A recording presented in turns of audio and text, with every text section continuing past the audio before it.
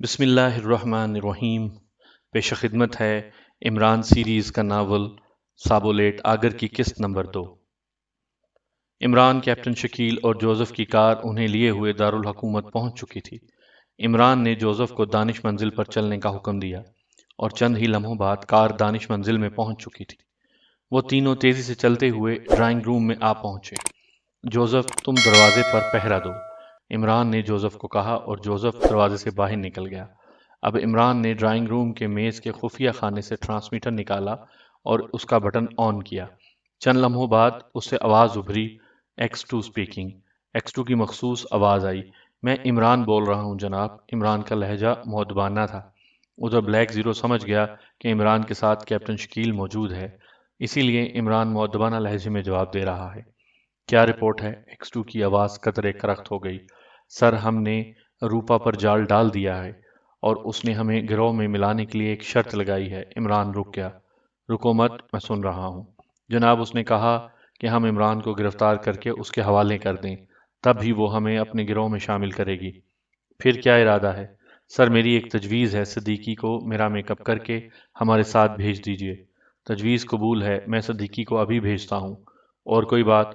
X2 کے لہجے میں نرمی آ گئی تھی۔ ایک اور بات ہے جناب، عمران نے قدرے رکتے ہوئے کہا۔ سر، 1 تولہ بادام روغن چاہیے، عمران نے کیپٹن شکیل کو آنکھ مارتے ہوئے کہا، اور کیپٹن شکیل اس کی شرارت پر مسکرا دیا۔ کیا مطلب؟ X2 کی آواز میں غصے کے بجائے حیرت نمایاں تھی۔ مسٹر صدیقی کے سر پر مالش کرنے کے لیے۔ X2 کا کہکہا فضا میں گونج اٹھا۔ کیپٹن شکیل نے X2 کا کہکہا پہلی بار سنا تھا۔ عمران واقعی عجیب تھا، کہیں مذاق کرنے سے نہیں چوکتا تھا۔ میں سمجھ گیا عمران، لیکن صدیقی ذہین ہے، اسے بادام روغن کی ضرورت نہیں۔ X2 کی آواز سنجیدہ تھی۔ کچھ نہ سمجھیے، خدا کرے، عمران نے ہلکی آواز میں کہا۔ تم نے کیا کہا؟ کچھ نہیں سر، میں شکیل سے ذرا چونچ لڑا رہا تھا، عمران نے جلدی سے کہا، اور ٹرانسمیٹر بند ہو گیا۔ عمران نے اس کا بٹن بند کر کے اسے میز کی دراز میں رکھ دیا اور خود کیپٹن شکیل کے ساتھ والے صوفے پر بیٹھ گیا۔ عمران صاحب، آپ کو مان گئے، آپ باس سے بھی مذاق کر لیتے ہیں۔ اوئے، میں کوئی اس چوہے سے ڈرتا ہوں؟ عمران نے بازو کو پٹھے پر ہاتھ مارتے ہوئے کہا، اور کیپٹن شکیل ہنس پڑا۔ جوزف، اندر آ جاؤ، اب پہرے کی ضرورت نہیں ہے، عمران نے زور سے ہانک لگائی۔ وہ دروازہ کھول کر اندر آ گیا اور عمران کے سامنے والے صوفے پر بیٹھ گیا۔ اس نے بیٹھتے ہی شراب کی بوتل نکالی، اس کا کاک اڑایا اور بوتل منہ سے لگا لی، اور اسے اسی وقت ہٹایا جب وہ بالکل خالی ہو گئی۔ اس کے بعد اس نے دوسری بوتل نکالی اور اس کا بھی وہی حشر ہوا جو پہلی کا ہوا تھا۔ کیپٹن شکیل آنکھوں میں حیرت کا عنصر نمایاں تھا۔ ارے ارے، بس کرو، کیوں میرا کباڑا کر رہے ہو؟ آج کل شراب ویسے بھی مہنگی ہو گئی ہے، عمران نے چیختے ہوئے کہا۔ باس، مجھے شراب پینے وقت مت ٹوکا کرو۔ شراب مہنگی ہو گئی ہے تو اب میں اس کے بدلے پانی پینے سے تو رہا، جوزف نے مسکین صورت بناتے ہوئے کہا۔ کاش تم شراب کے بجائے پانی پیتے تو کتنا اچھا ہوتا، عمران نے ٹھنڈی سانس بھرتے ہوئے کہا۔ باس، اگر میں شراب کی جگہ پانی پی رہا ہوتا تو کب کا مر چکا ہوتا۔ ارے تو کیا ہم مر گئے ہیں؟ عمران نے غصے سے بھرپور لہجے میں کہا۔ باس، تم گریٹ آدمی ہو، میرا اور تمہارا کیا مقابلہ؟ جوزف کا لہجہ خوش آمدانہ تھا۔ بس بس، زیادہ مکھن نہ لگاؤ، عمران نے کہا، اور شکیل ہنس پڑا۔ اتنے میں دروازہ کھلا اور صدیقی اندر آ گیا، لیکن کمرے میں داخل ہوتے ہی وہ ٹھٹک گیا، کیونکہ کمرے میں بیٹھی ہوئی تینوں صورتیں اس کے لیے اجنبی تھیں۔ کون ہو تم لوگ؟ صدیقی نے ان سے مخاطب ہو کر کہا۔ پہلے اپنا تعارف کروائیں، عمران کی آواز بدلی ہوئی تھی۔ میں کہتا ہوں کہ کون ہو تم، جلدی بتاؤ، صدیقی نے جیب سے ریوالور نکالتے ہوئے کہا۔ ہمیں X2 نے بلایا ہے، عمران نے جواب دیا۔ صدیقی ایک اجنبی کی آواز سے X2 کا نام سن کر چونک پڑا۔ کیپٹن شکیل نے درمیان میں دخل دیتے ہوئے کہا، صدیقی آرام سے بیٹھ جاؤ، میں شکیل ہوں، یہ عمران صاحب ہیں، تمہارے سامنے جوزف بیٹھا ہوا ہے، کیپٹن شکیل نے وضاحت بیان کرتے ہوئے کہا، اور صدیقی شرمندہ ہو کر صوفے پر بیٹھ گیا۔ اس نے ریوالور دوبارہ اپنی جیب میں رکھ لیا۔ یار شکیل، 2 منٹ تو خاموش رہتے، صدیقی صاحب کو ذرا اور گرم ہو جانے دیتے، عمران نے کیپٹن شکیل کو مخاطب ہو کر کہا۔ عمران صاحب، خواہ مخواہ وقت ضائع ہوتا، شکیل نے جواب دیا۔ صدیقی، آؤ تمہارا میک اپ کروں، تم نے میرا رول ادا کرنا ہے، عمران نے صوفے سے اٹھتے ہوئے کہا، اور صدیقی سعادت مندی سے اٹھ کھڑا ہوا۔ شاید X2 نے اسے اچھی طرح سمجھا دیا تھا۔ عمران نے صدیقی کو کونے والی کرسی پر بٹھا دیا اور پھر الماری سے میک اپ کا سامان نکال کر اپنا میک اپ اس پر کرنا شروع کر دیا۔ میک اپ پلاسٹک کا تھا، اس لیے صدیقی کے منہ سے ہلکی ہلکی سسکاریاں نکل رہی تھیں۔ آدھے گھنٹے بعد وہاں صدیقی کے بجائے عمران کھڑا ہوا تھا۔ عمران نے جیب سے چیونگم کا پیکٹ نکال کر صدیقی کے حوالے کر دیا اور کہا، اب میری آواز میں کوئی فقرہ بولو۔ عمران صاحب آپ نے کمال کر دیا، صدیقی نے آئینے میں اپنی شکل دیکھتے ہوئے کہا۔ آواز اور لہجہ بالکل عمران کا تھا۔ عمران نے اطمینان کی سانس لی۔ اوکے، تم پاس ہو گئے ہو، چلو چلیں۔ اور پھر سب ایک ایک کر کے کمرے سے باہر نکل گئے اور کمپاؤنڈ میں کھڑی ہوئی کار میں بیٹھ گئے۔ جوزف ڈرائیونگ سیٹ پر بیٹھ گیا۔ پچھلی سیٹ پر عمران اور کیپٹن شکیل کے درمیان صدیقی بیٹھا ہوا تھا۔ بلیک زیرو کی کار جب ہوٹل خیام کے کمپاؤنڈ میں جا کر رکی تو اس نے محسوس کیا کہ حال میں افراتفری مچی ہوئی ہے۔ وہ جلدی سے کار سے اترا اور تیز تیز قدم بڑھاتا ہوا کمرے کی طرف چل دیا۔ ہال کے دروازے بند تھے۔ اس نے خفیہ پولیس کہہ کر دروازہ کھلوایا اور اندر گھس گیا۔ اندر جا کر اس نے دیکھا کہ چاروں طرف خون ہی خون پھیلا ہوا ہے۔ ایک میز پر مظفر محمود کی لاش پڑی ہوئی ہے۔ اس کا سارا جسم گولیوں سے چھلنی ہوا پڑا تھا۔ اس کے ارد گرد کی میزوں پر تقریباً 10 آدمیوں کی لاشیں پڑی تھیں۔ اس نے بے چینی سے ادھر ادھر نظر دوڑائی۔ اسے صفدر کہیں نظر نہ آیا، مگر ایک کونے کی طرف وہ چونک پڑا۔ اسے تنویر اوندھے منہ فرش پر پڑا ہوا نظر آیا۔ اس کا سارا جسم خون سے تر تھا۔ اتنے میں پولیس دندناتی ہوئی ہال میں داخل ہوئی۔ ساتھ ہی ایمبولنس بھی آ گئی تھی۔ کیونکہ ایمبولنس کا عملہ اسٹریچر لے کر اندر آیا تھا، بلیک زیرو تنویر کی طرف بڑھا۔ اس نے اس کی نبض دیکھی جو آہستہ آہستہ چل رہی تھی۔ وہ سخت پریشان ہو گیا۔ اس نے محسوس کیا کہ اگر تنویر کو فوری طبی امداد نہ ملی تو اس کی حالت سخت خطرناک بھی ہو سکتی ہے، لیکن وہ اپنے آپ کو بھی ظاہر نہیں کر سکتا تھا۔ اچانک 2 آدمی اسٹریچر لیے تنویر کے پاس آئے اور انہوں نے تنویر کو اسٹریچر پر لٹا لیا اور پھر باہر ایمبولنس کی طرف چل دیے۔ بلیک زیرو نے سوچا تنویر کا علاج ہسپتال کے جنرل وارڈ میں ہونے کے بجائے دانش منزل میں ہونا چاہیے، لیکن پولیس کی موجودگی میں حال سے باہر جانا بھی کاردار تھا، کیونکہ پولیس افسروں کو اس پر شک ہو سکتا تھا۔ نہیں تو پولیس والے مارے حیرت کے کم از کم بے ہوش تو ضرور ہو جاتے۔ اتنی دیر میں تنویر اسٹریچر پر لدا ہوا باہر جا چکا تھا۔ دوسرے زخمی بھی اسٹریچروں پر لدے باہر جا رہے تھے۔ بلیک زیرو نے چاروں طرف نظریں دوڑائیں۔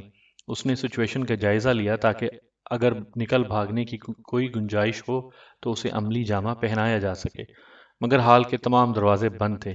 صرف ایک دروازہ کھلا تھا جس پر 2 سپاہی تعینات تھے۔ زخمی اسی راستے سے جا رہے تھے۔ ہال میں موجود تمام لوگ سمت کے مختلف کونوں میں چلے گئے تھے۔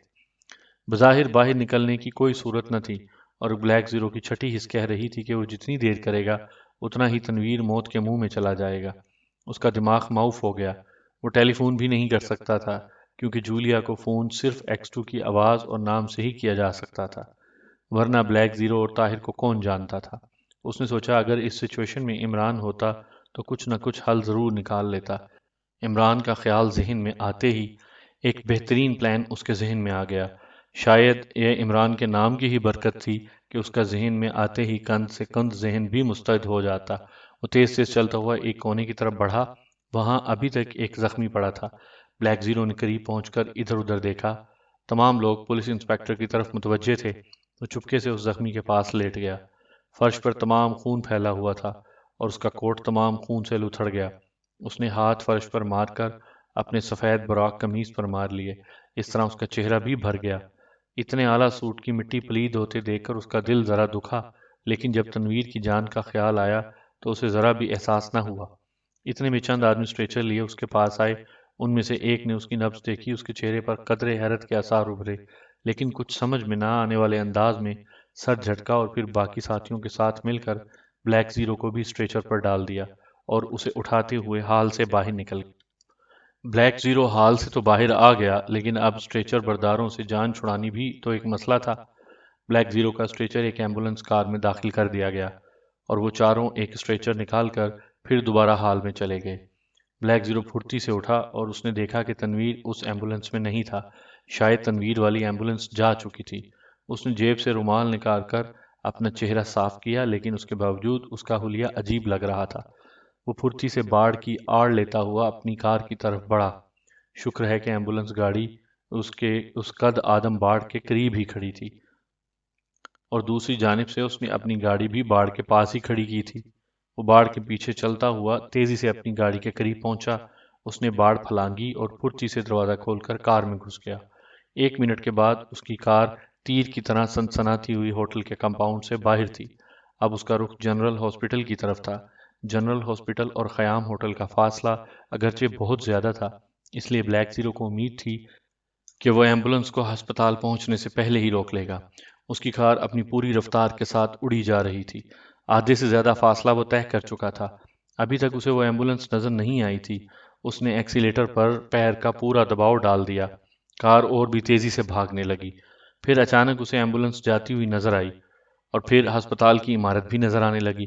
اب اس کی کار اور ایمبولنس کا فاصلہ نزدیک سے نزدیک تر ہوتا چلا گیا۔ پھر اس کی کار ایمبولنس کو کراس کر گئی۔ اس نے ایک دم ایکسیلیٹر پر دباؤ بالکل ختم کر دیا اور پورے زور سے بریک دبا دی۔ کار ایک طویل چیخ کے ساتھ سڑک پر رک گئی۔ یکدم بریک لگنے سے وہ سڑک پر گھوم گئی۔ پیچھے آنے والی ایمبولنس بھی بریکوں کی زبردست چڑچڑاہٹ کے ساتھ بلیک زیرو کی کار کے پاس آ کر رک گئی۔ بلیک زیرو نے جلدی سے جیب سے رومال نکال کر چہرے پر باندھ لیا اور گاڑی سے نیچے اتر آیا۔ ایمبولنس کا ڈرائیور بڑی خشمگین نظروں سے اسے دیکھ رہا تھا۔ بلیک زیرو تیزی سے ایمبولنس کے قریب آیا۔ اس نے ڈرائیور کا دروازہ کھول کر اسے بے دردی سے کھینچ کر نیچے اتارا اور پستول نکال کر اس کے پہلو سے لگا دیا۔ حیرت اور خوف کے مارے ڈرائیور کی آنکھیں پھٹ رہی تھیں۔ بلیک زیرو نے غراتی ہوئی آواز میں کہا، ایمبولنس کا پچھلا دروازہ کھولو۔ شکر تھا کہ سڑک سنسان تھی، ابھی تک وہاں کوئی گاڑی نہیں آئی تھی۔ ڈرائیور نے گھبرا کر پچھلا دروازہ کھولا۔ اسے دوسری سیٹ پر تنویر لیٹا ہوا نظر آیا۔ اسے فوراً باہر نکالو، بلیک زیرو نے گرجتے ہوئے کہا، اور ڈرائیور غریب نے جلدی سے اسٹریچر کو باہر کھینچ لیا۔ اگر بلیک زیرو پھرتی سے بڑھ کر اسٹریچر کا دوسرا سرا نہ تھام لیتا تو تنویر اسٹریچر سمیت سڑک پر آ پڑتا۔ اس آدمی کو کاندھے پر اٹھاؤ، بلیک زیرو نے اسٹریچر فرش پر رکھتے ہی لپک کر سڑک پر پڑا ریوالور اٹھا لیا۔ ڈرائیور مرتا کیا نہ کرتا کہ مصداق تنویر کو کاندھے پر اٹھا لیا۔ چلو اسے میری کار میں ڈالو۔ اور ڈرائیور نے جیسے ہی تنویر کو بلیک زیرو کی کار میں ڈالا، بلیک زیرو دروازہ کھول کر کار میں بیٹھ گیا اور زوں کی آواز سے ساتھ کار آگے چل پڑی۔ ڈرائیور ابھی تک وہیں آنکھیں پھاڑے دیکھ رہا تھا۔ اسے سمجھ نہیں آ رہی تھی کہ اس نے خواب دیکھا ہے یا عالم بیداری ہے، اور وہ بلیک زیرو کی کار جنرل ہاسپٹل کا موڑ کاٹ رہی تھی۔ جوزف نے روپا بار کے سامنے کار روک دی اور پھر صدیقی ہاتھ اٹھائے کار سے باہر آ گیا۔ وہ عمران کی مکمل ایکٹنگ کر رہا تھا۔ اس کے چہرے پر مکمل حماقت تھی۔ عمران اس کی کمر سے پستول کی نال لگائے چل رہا تھا اور کیپٹن شکیل اور جوزف پیچھے پیچھے چل رہے تھے۔ اس پوزیشن میں جب وہ بار میں داخل ہوئے تو اندر مچا ہوا شور یک لخت خاموشی میں تبدیل ہو گیا۔ ہر شخص آنکھیں پھاڑ پھاڑ کر اس جلوس کو دیکھ رہا تھا۔ وہ سیدھے گیلری میں داخل ہو گئے۔ خاموشی اب ہلکی بھن بھناہٹ میں تبدیل ہو گئی۔ گیلری سے گزر کر وہ ایک کمرے کے سامنے رک گئے۔ عمران نے جوزف کو اشارہ کیا اور جوزف نے آگے بڑھ کر دروازے پر دستک دی۔ دروازہ فوراً کھل گیا۔ دروازہ کھولنے والی روپا تھی۔ حیرت سے اس کی آنکھیں پھٹ گئیں۔ جب اس نے عمران کو ہاتھ اٹھائے دیکھا، اس کے منہ سے بے اختیار نکلا، ویری گڈ، اور وہ انہیں راستہ دینے کے لیے ایک طرف ہٹ گئی۔ وہ اندر آ چکے تھے۔ روپا نے دروازہ بند کر دیا اور پھر ریوالور کو ایک جگہ سے مخصوص انداز میں تھپ تھپایا۔ وہ اب تہہ خانے میں پہنچ چکے تھے۔ اس کی جیب میں پستول تو نہیں تھا، روپا نے عمران سے مخاطب ہو کر پوچھا، اور عمران نے انکار میں سر ہلا دیا۔ میرے خیال میں اس کے ہاتھ باندھ دینے چاہیے، کیونکہ یہ انتہائی خطرناک شخص ہے۔ مجھے شبہ ہے یہ خالی ہاتھ ہو تو بھی کچھ نہ کچھ کر گزرے گا۔ یہ کہہ کر روپا نے میز کی سائڈ میں لگا ہوا بٹن دبا دیا۔ 4 غنڈے ہاتھوں میں مشین گن لیے اندر آ گئے۔ جوکر ادھر الماری سے رسی نکال کر صاحب کے ہاتھ مضبوطی سے باندھ دو، روپا نے ان میں سے ایک کو اشارہ کرتے ہوئے کہا۔ جوکر نامی آدمی نے مشین گن ایک طرف رکھ دی اور الماری سے رسی نکال کر صدیقی کی طرف بڑھا۔ عمران کا پستول ابھی تک صدیقی کی پشت سے لگا ہوا تھا، اور پھر جوکر نے صدیقی کے ہاتھ باندھنے کے لیے پیچھے کھینچے، لیکن پھر نہ جانے کیا ہوا، صدیقی نے یقیناً ایک کامیاب داؤ لگایا تھا۔ بجائے اس کے کہ صدیقی کے ہاتھ پیچھے بنتے، جوکر ہوا میں کلا بازی کھاتا ہوا آگے جا گرا، لیکن پیچھے کھڑے عمران کا ایک زوردار مکہ اس کی کن پٹی پر پڑا۔ مشین گنوں والے چپکے کھڑے تھے۔ ضرب زوردار تھی۔ صدیقی نے اپنے آپ کو سنبھالنے کی بہت کوشش کی، مگر اس کی آنکھوں کے آگے تارے ناچنے لگے۔ وہ ایک دم لہرایا اور پھر دھڑام سے زمین پر گر پڑا۔ بہت خوب ٹائیگر، قابل تعریف طاقت کے مالک ہو۔ روپا کے چہرے پر خوشی کی لہریں دوڑ رہی تھیں۔ جوکر فرش سے اٹھ کھڑا ہوا اور روپا کے اشارے پر اس نے صدیقی کو اٹھایا اور صوفے پر ڈال دیا۔ پھر اس کے بازو پیچھے کر کے اس کے ہاتھ مضبوطی سے باندھ دیے۔ آپ صاحبان تشریف رکھیے، रूपा ने सामने रखे हुए सोफों की तरफ इशारा किया और इमरान ने पिस्तौल जेब में डाल लिया और फिर वो सोफों पर बैठ गए। मशीन गनों वाले भी उनके पीछे खड़े थे। मुझे बड़ी खुशी है मिस्टर जैगर, टाइगर और जोसेफ कि आप इस बहुत बड़े इम्तहान में कामयाब हो गए हैं। अच्छा, तो फिर मैंने कौन सी डिवीजन ली है? इमरान आदत से मजबूर था। एकदम फर्स्ट क्लास, रूपा ने मुस्कुराते हुए कहा। लेकिन दोस्तों, तुम एक दाव हार गए हो। ये कहते हुए उसकी उंगली मेज पर लगे हुए एक सुर्ख रंग के बटन पर पहुंच गई और फिर इससे पहले कि इमरान चौंकता, रूपा वो बटन दबा चुकी थी। वो तीनों उछल पड़े। इमरान ने जल्दी से रिवॉल्वर निकालना चाहा, लेकिन पीछे खड़े हुए गुंडों ने मशीन गनें उनकी पुश्त पर लगा दी। अब वो मजबूर थे। उन्हें बैठना पड़ा क्योंकि बटन के दबाने से सोफे के नीचे से निकलने वाली कड़ियां उनके पैरों को जकड़ चुकी थीं। कैप्टन शकील की आंखें गुस्से से सुर्ख हो गईं। इस हरकत का क्या मतलब? उसने गिरजदार आवाज में रूपा से पूछा। बताता हूँ। और फिर उस जोकर नामी गुंडे ने उनकी जेबों से रिवॉल्वर और कैप्टन शकील के ओवरकोट से मशीन गन निकाल ली। तुम्हें यह हरकत महंगी पड़ेगी रूपा, कैप्टन शकील एक बार फिर गुर्राया। नहीं मेरे दोस्त, मुझे यह हरकत बहुत सस्ती पड़ी है, रूपा मुस्कुराया। कितने रुपए सेर पड़ी है? इमरान ने मासूमियत से पूछा। ये इमरान है, रूपा ने सदीकी की तरफ इशारा करते हुए इमरान से पूछा। बिल्कुल, कैप्टन शकील ने जवाब दिया और रूपा का जोरदार कहकहा कमरे में गूंज उठा। तुम रूपा को बेवकूफ बनाने चले थे। तुमको नहीं मालूम रूपा की 1000 आंखें हैं। अगर वो ऐसे ही बेवकूफ बन जाता तो आज जेल की कोठड़ी में पड़ा सड़ रहा होता। कितना खूबसूरत मंजर है कि इमरान खुद इमरान की कमर से रिवॉल्वर लगाए आ रहा हो। बहुत खूब मिस्टर इमरान, कैप्टन शकील और मिस्टर जोसेफ, आपकी स्कीम बहुत अच्छी थी, मगर आपका मुकाबला रूपा से था। इमरान ये सुनकर दंग रह गया। सारी स्कीम ही खत्म हो गई थी, लेकिन सवाल ये था कि रूपा को कैसे पता चला। अब बताओ, ये सौदा मुझे महंगा पड़ा या सस्ता? रूपा ने एक और कहकहा लगाते हुए कहा। बिल्कुल सस्ता, 2 रुपए के हिसाब से, इमरान ने हंसते हुए कहा। मिस्टर इमरान, मेरी मुद्दत से ख्वाहिश थी कि कहीं तुम मेरे हत्थे चढ़ जाओ तो मैं जी भर के तुमसे इंतकाम ले सकूं। क्यों दोस्त, मैंने तुम्हारा क्या बिगाड़ा है? यकीन करो, मैं मुर्गी चोर नहीं हूं कि तुम्हें इसका रंज हो। तुम कहते हो कि तुमने मेरा क्या बिगाड़ा है? तुमने मेरा खानदान तबाह कर दिया है। तुमने एक हंसते मुस्कुराते घर को तबाही, मुफलिसी, गुर्बत और बीमारी के अंधे कुएं में फेंक दिया। तुम्हें शायद ये याद ना हो कि तुमने आज से 15 साल कबल होटल रंग बहार पर फ्याज की हाथों छापा डलवाया था। मेरा भाई वहीं बैरा था। उसका कसूर सिर्फ इतना था कि वो बैरा था, मालिक न था। वो उस वक्त कोकेन का पैकेट लिए होटल के मुख्तलिफ ग्राहकों को सप्लाई करने जा रहा था। सुपरिटेंडेंट फयाज ने उसे गिरफ्तार कर लिया। छापा डलवाने का मकसद कुछ और हो सकता था, मगर मेरा भाई तो मुफ्त में मारा गया। एक मुलाजिम अपने घर वालों के पेट का दोजख भरने के लिए मालिक का हर काम करने पर मजबूर होता है। तुमको क्या मालूम कि गरीब के जलवे में क्या मजबूरियां होती हैं। तुमने कभी गुर्बत का मुंह देखा हो तो तुम्हें अंदाजा हो कि गरीब रोटी कमाने के लिए क्या क्या जतन करता है। तुमने तो सिर्फ इतना देखा कि कोकेन का पैकेट उसके हाथ में था, इसलिए वो कानून की नज़र में मुजरिम है। तुमने इतना भी ना सोचा कि पैकेट देने वाला कौन है। क्या वो कानून की नज़र में असल मुजरिम नहीं? इस पैकेट को खरीदने वाले कौन हैं? क्या वो कानून के मुजरिम नहीं? लेकिन तुम्हारा कानून सबूत मांगता है, और सबूत सिर्फ पैरे के हाथ में था। नतीजा ये हुआ कि वो होटल भी चलता रहा, कोकीन भी सप्लाई होती रही, मगर मेरा भाई सलाखों के पीछे पहुंच गया। मैं तुम्हें बताऊं कि उसके खानदान वालों पर क्या गुजरी तो सुनो। तुम्हारे उस छोटे से कारनामे ने क्या क्या गुल खिलाए। तुम शायद आज तक इस जाम में रहे हो कि तुम माशरे को इसके गंदे नासूरों से पाक करके एक खिदमत अंजाम दे रहे हो। मैं तस्लीम करता हूँ, लेकिन मुझे इसका जवाब चाहिए कि मुजरमों और गुंडों के घर वालों ने क्या जुर्म किया है जिसकी भयानक सजा उन्हें मिलती है। क्या इसलिए कि वो मुजरिम या गुंडे के घर वाले हैं, किसी मुअज़्ज़ज़ या अफसर के घर वाले नहीं?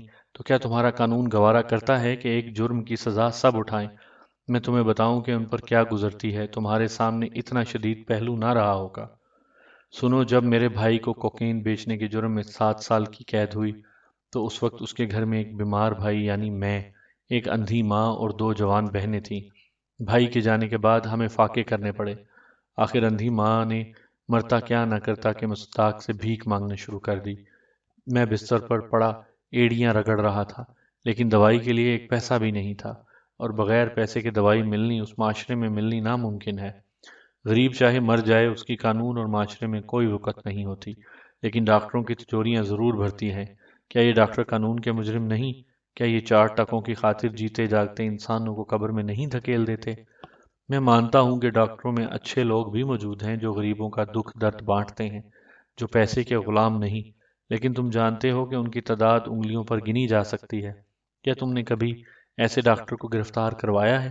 کبھی نہیں نا، کیونکہ ان کا جرم معاشرے کی نظر میں کوئی جرم نہیں ہے۔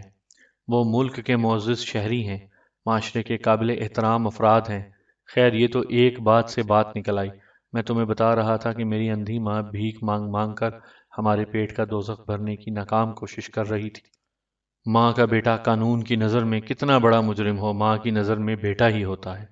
وہ بھیک مانگتی رہی اور تمہیں اور تمہارے قانون کو بددعائیں دیتی رہی، لیکن شاید خدا کو بھی غریبوں کی باتیں سننے کی فرصت نہیں ہوتی۔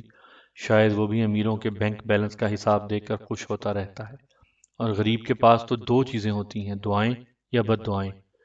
اور ایک دن خدا نے میری ماں کی بھی سن لی، یعنی وہ ایک بہت بڑے صنعت کار کی کار کے نیچے آ کر مر گئی، اور وہ صنعت کار اسے گالیاں دیتا ہوا آگے بڑھ گیا۔ کاش کہ میری ماں اس کار کے نیچے آ کر مر جاتی تو مجھے آج اتنا غم نہ ہوتا۔ وہ مری نہیں، اس کے سینے کی ساری ہڈیاں ٹوٹ گئیں۔ وہ سڑک پر پڑی تڑپتی رہی، لیکن کسی کے دل میں رحم نہ آیا۔ آخر چند غریب اٹھا کر اسے ہسپتال لے گئے، لیکن ہسپتال والوں نے اسے داخل کرنے سے انکار کر دیا، حتیٰ کہ اس کی مرہم پٹی کرنے سے بھی انکار کر دیا، کیونکہ وہ غریب تھی، اس کے پاس روپیہ نہیں تھا، اس کے پاس کسی بڑے افسر یا وزیر کی سفارش نہیں تھی۔ وہ تڑپتی رہی، سڑکوں پر گھسٹتی رہی، آخر دوسرے دن گھر آ پہنچی۔ تم اس کی حالت کا اندازہ کر سکتے ہو؟ وہ 10 دن تک پڑی تڑپتی رہی، آخر تڑپ تڑپ کر سسک سسک کر اس نے دم توڑ دیا۔ میری جوان بہنیں بھیک مانگنے نکلیں تو وہ ایسی غائب ہوئیں کہ آج تک واپس نہیں آئیں۔ مجھے معلوم ہے کہ وہ کسی امیر کی 4 دیواری میں اس کی داشتہ بنی بیٹھی ہوں گی۔ میں اکیلا رہ گیا، شدید ترین بیماری میں سڑکوں پر گھسٹتا پھرا اور پھر غنڈوں کے ہاتھوں چڑھ گیا۔ نتیجہ آج تم دیکھ رہے ہو۔ میرا بھائی وہیں جیل میں سختیاں اٹھاتے اٹھاتے ختم ہو گیا۔ اب مجھے بتاؤ کہ تم نے میرے بھائی کو گرفتار کرا کے معاشرے کی کون سی خدمت کی؟ کہ یہی خدمت کی کہ ایک بڑھیا کو تڑپا تڑپا کر مروایا؟ کیا یہی خدمت کی کہ 2 نوجوان لڑکیوں کو ان کی مرضی کے خلاف مجبور امیروں کی داشتہ بنوایا؟ کیا یہی خدمت کی کہ ایک شریف نوجوان کو غنڈہ بننے پر مجبور کیا؟ پھر تم کہتے ہو کہ تم نے میرا کیا بگاڑا ہے؟ اب تمہیں پتہ چلا کہ تم نے کیا کیا تھا، اور یہ تو صرف ایک آدمی کی کہانی ہے، نہ جانے ایسے کتنی کہانیوں نے تمہارے ہاتھوں جنم لیا ہوگا۔ اور روپا خاموش ہو گیا۔ عمران کے چہرے پر گہری سنجیدگی چھائی ہوئی تھی۔ کیپٹن شکیل کی آنکھیں بھی کسی گہری سوچ کا پتہ دے رہی تھیں۔ پھر روپا کے چپ ہونے پر عمران بولا، روپا، آج واقعی تم نے میری آنکھیں کھول دی ہیں۔ تم نے مجھے میرے کارناموں کا ایک اور پہلو بھی دکھا دیا ہے، جو آج تک میری نظروں سے اوجھل رہے۔ جو کچھ تم نے کہا ہے، اگر وہ صحیح ہے تو میں تمہارا مجرم ہوں۔ تم میرے ساتھ جو سلوک کرنا چاہو کر سکتے ہو، کوئی اعتراض نہ ہوگا۔ عمران، تمہارے اس اعتراف جرم نے میرے تمام گلے شکوے دور کر دیے۔ تم ابھی بھی ان ظلموں کا کفارہ ادا کر سکتے ہو، بشرط یہ کہ تم مجھے بتا دو کہ ایکس 2 کون ہے۔ ایکس 2 کا نام سن کر عمران چونک پڑا، اس کے چہرے پر چھائی ہوئی جذباتیت بھی یکلخت دور ہو گئی۔ صدیقی جو اب تک ہوش میں آ چکا تھا، وہ بھی ایکس 2 کے نام سے چونک پڑا۔ البتہ کیپٹن شکیل اطمینان سے بیٹھا تھا۔ ایکس 2 وہ کیا بلا ہوتی ہے؟ اور ہاں، تم ہمیں پہچانے کیسے؟ عمران نے پوچھا۔ وہی سوچ رہا تھا، روپا نے ایکس 2 کا پتہ لگانے کی قدرے کامیاب نفسیاتی کوشش کی ہے۔ مجھے تم لوگوں پر شک تو پہلے دن سے پڑ گیا تھا۔ سب سے پہلا شک تو اس وقت پڑا جب تم میرے زبردست نشانے کے باوجود بچ گئے۔ یہ آرٹ صرف عمران کو ہی آتا ہے۔ اور دوسرا شک تمہارے چہرے کو دیکھ کر ہوا، کیونکہ مجھے محسوس ہوا کہ تم میک اپ میں ہو، لیکن میں خاموش ہو گیا۔ میں اگر تم لوگوں کو اس وقت گرفتار کر لیتا تو شاید معاملہ بگڑ جاتا۔ چنانچہ میں نے تم پر جال پھینکا اور تم اس جال میں پوری طرح پھنس گئے۔ میں نے تمہیں تمہاری فوٹو دے کر ڈھونڈنے کے لیے کہا، اور تم سیکرٹ سروس کے ایک اور ممبر صدیقی کو اپنا میک اپ کرا کے یہاں لے آئے۔ لیکن شاید تمہیں یہ یقین نہ آئے، یہاں سے جانے کے بعد یہاں تک واپس پہنچنے تک تمہاری کی ہوئی گفتگو کا ایک ایک لفظ میرے پاس ٹیپ کی صورت میں موجود ہے۔ دراصل میں نے جو تمہیں نوٹ دیے ہیں، ان میں سے ایک پر نہ نظر آنے والا مسالہ لگا ہوا ہے، جس کے بعد وہ نوٹ ٹرانسمیٹر کا کام کرنا شروع کر دیتا ہے۔ نوٹوں کی گڈی تمہاری جیب میں پڑی رہی، اور میں تمہاری گفتگو کا ایک ایک لفظ یہاں بیٹھا سنتا رہا۔ اس طرح مجھے پتہ چل گیا کہ تم لوگوں کی حیثیت کیا ہے۔ اب تم مجھے بتاؤ کہ X2 کون ہے، کیونکہ اب تم مجھے یہ نہیں کہہ سکتے کہ تم X2 کو نہیں جانتے۔ X2 میرے پالتو طوطے کا نام ہے، عمران نے کہا۔ شٹ اپ، تم مجھے سختی پر مجبور مت کرو ورنہ میں تمہاری بوٹی بوٹی الگ کر دوں گا۔ روپا کو غصہ آ گیا۔ تو تم کسائی بھی رہ چکے ہو، عمران نے ہنستے ہوئے کہا، اور روپا کی آنکھیں سلگ اٹھیں۔ ہاں، اب تمہارے لیے مجھے کسائی بھی بننا پڑے گا۔ میں دیکھوں گا کہ تم کب تک مذاق میں ٹالتے ہو۔ میں مرتے دم تک مذاق کرتا ہوں۔ تمہیں غلط فہمی ہے مسٹر عمران، یہ کہہ کر وہ کمرے سے باہر نکل گیا۔ مشین گنوں والے ابھی تک ان کے سروں پر کھڑے تھے اور پیروں میں پڑی ہوئی کڑیوں نے انہیں بے بس کر دیا تھا۔ بلیک زیرو کی کار انتہائی تیزی سے دانش منزل کی طرف بڑھ رہی تھی۔ پچھلی سیٹ پر تنویر بے ہوش پڑا تھا، اس کے زخموں سے خون رس رہا تھا۔ بلیک زیرو کو معلوم تھا کہ ہر گزرتا ہوا لمحہ تنویر کو موت کے منہ میں لے جا رہا ہے، اس لیے وہ کار کی رفتار لمحہ بلمحہ بڑھاتا چلا گیا۔ اچانک ایک دھماکے کی آواز آئی اور کار بے قابو ہونے لگی۔ بلیک زیرو نے کار کو سنبھالنے کی بے حد کوشش کی، لیکن بے سود۔ کار کی رفتار چونکہ بہت زیادہ تھی، اس لیے اسے سنبھالنا ناممکن ہو گیا، اور پھر وہی ہوا، کار کلا بازی کھاتے ہوئے سڑک کے نیچے جا گری، اور پھر ایک زوردار دھماکہ ہوا اور پٹرول کی ٹینکی نے آگ پکڑ لی۔ بلیک زیرو کو جس وقت قدرے ہوش آیا تو اس وقت اس کے چاروں طرف آگ کے شعلے رقص کر رہے تھے اور خود ہلنے سے بھی معذور تھا۔ نہ جانے اس کے جسم میں کیا کچھ ٹوٹ گیا تھا۔ آگ ابھی تک اس کے کپڑوں کو نہیں لگی تھی۔ اس نے محسوس کیا کہ اگر چند لمحوں کی دیر ہو گئی تو وہ یہیں جل کر خاک ہو جائے گا، اور تنویر تو شاید اس جھٹکے کو برداشت نہ کر سکا ہو، کیونکہ اس کے رخ بے حد خطرناک تھے۔ تنویر کا خیال آتے ہی اس کے جسم میں برقی کی لہر دوڑ گئی۔ اس نے اپنے جسم کو ہلایا اور اسے یہ دیکھ کر حیرت ہوئی کہ اس کی کوئی ہڈی نہیں ٹوٹی۔ چاروں طرف آگ کے شعلے موت کی زبان بنے لپک رہے تھے۔ کار دھڑا دھڑ جل رہی تھی۔ بلیک زیرو کا اتنی دیر تک بچ جانا معجزہ ہی تھا۔ اس نے دائیں طرف دیکھا تو کار کا دروازہ کھلا ہوا تھا، لیکن اس کے درمیان آگ کی چادر تنی ہوئی تھی۔ اس نے اپنے جسم کو سکیڑنا چاہا، لیکن ٹانگیں پھنسی ہوئی تھیں۔ ایک زوردار جھٹکے سے اس کی ٹانگیں نکل آئیں۔ اس نے ایک لمحہ کے لیے سر موڑ کر دیکھا تو تنویر پچھلی سیٹ سے غائب تھا۔ دوسرے لمحے اس کے کوٹ کو آگ لگ گئی۔ اب معاملہ برداشت سے باہر تھا۔ آگ کی وجہ سے بے حد گرمی تھی۔ اسے ایسا محسوس ہو رہا تھا جیسے کسی نے اسے جلتے ہوئے آتش دان میں پھنسا دیا ہو، اور پھر اس نے اپنی پوری قوت سے کھلے دروازے سے چھلانگ لگا دی۔ آگ کی دیوار پار کرتے ہوئے اس کے ہاتھ اور جھلس گئے۔ وہ زمین پر کلا بازیاں کھاتا ہوا دور تک چلا گیا۔ زمین پر لوٹنے کی وجہ سے آگ بجھ گئی اور وہ اٹھ کھڑا ہوا۔ اس کا تمام جسم پھوڑے کی طرح دکھ رہا تھا۔ جسم پر کافی زخم آئے تھے۔ سڑک بالکل سنسان پڑی تھی۔ آگ کی وجہ سے چاروں طرف روشنی ہو رہی تھی۔ اچانک اس کی نظر دور پڑے تنویر پر پڑی، جو شاید کار کے لڑکنے کے دوران باہر آ گر رہا۔ وہ تیزی سے تنویر کی طرف بڑھا۔ تنویر ابھی تک بے ہوش تھا۔ اس نے تنویر کی نبض پر ہاتھ رکھا۔ اس کے مرنے میں چند لمحوں کی دیر تھی۔ اگر اسے فوری طور پر امداد نہ دی جاتی تو وہ ختم ہو جاتا۔ سڑک بالکل سنسان تھی۔ اس نے تنویر کو کاندھے پر لادا اور گڑھے سے ہوتا ہوا سڑک پر آ گیا۔ دانش منزل وہاں سے کافی دور تھی۔ اس نے سوچا ٹیکسی کا انتظار کیا جائے، لیکن اس سڑک پر ہو سکتا تھا کہ ٹیکسی ساری رات نہ آتی۔ اب وہ پھنس گیا تھا۔ اس سے تو اچھا ہوتا کہ تنویر جنرل ہسپتال ہی چلا جاتا۔ آخر اس نے دانش منزل کی طرف بھاگنا شروع کر دیا۔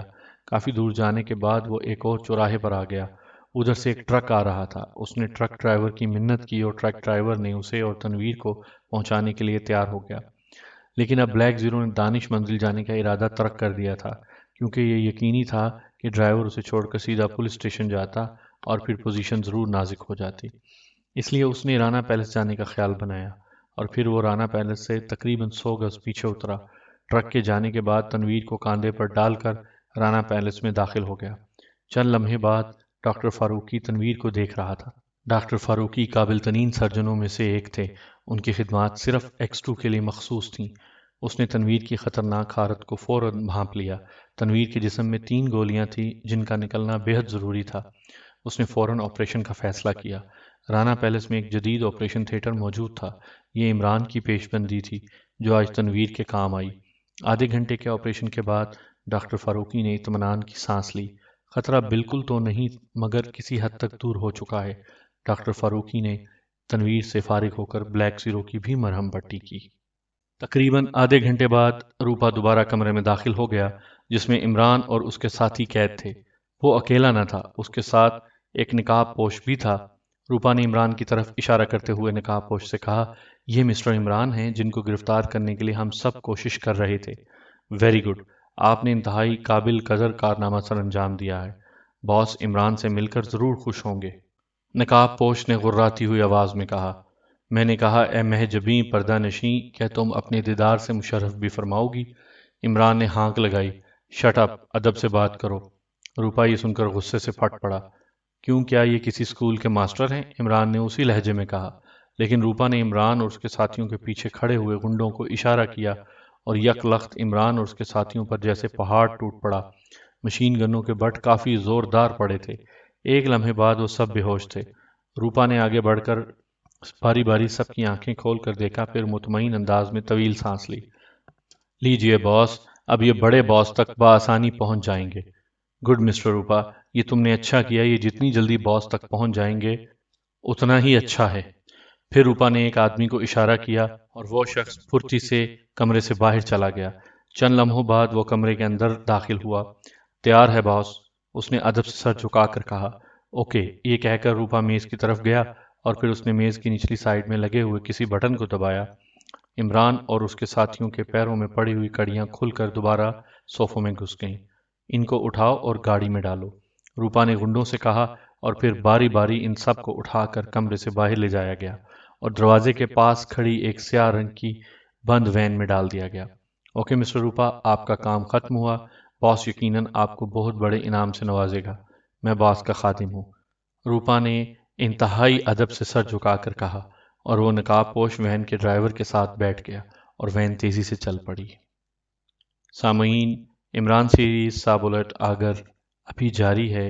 اس کی قسط نمبر 3 دیکھنے کے لیے اگلی ویڈیو ملاحظہ کیجیے گا۔